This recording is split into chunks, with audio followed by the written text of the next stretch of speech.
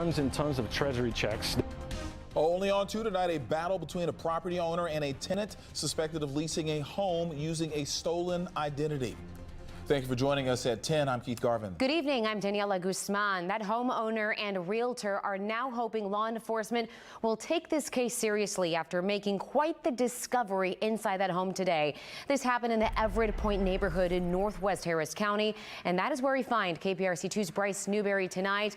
We were the only station there as this all unraveled. Bryce?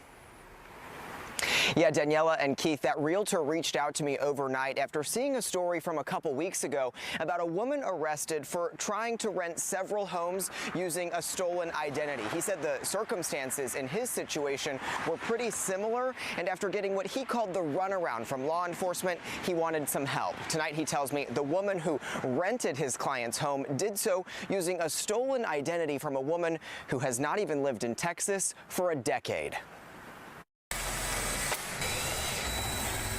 Tonight, the locks are changed at this rental home on Vander Rock Drive, just about 2 weeks after a new tenant moved in.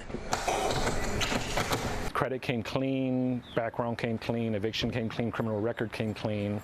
Everything was clean. The realtor who asked us to hide his identity said he got suspicious after a move-in check came back as counterfeit and forged. We located the real person that lives outside of Texas with her social, her ID. She's identified all the credit hits. The tenant used a real Texas ID with a different picture on it, the realtor says, so he called the Harris County Sheriff's Office Monday. Deputies responded, but a woman staying there had already left before a man took off in a rideshare. Inside the home, the owner's family found stacks of boxes from designer brands, bank, insurance, and passport cards with different names, and tens of thousands of dollars in checks with other names. Oh, look, more blank checks. These are cashier's checks. On the kitchen counter, this printer with more blank check paper. I was shocked. More and more people are doing it. It's getting a little bit more sophisticated.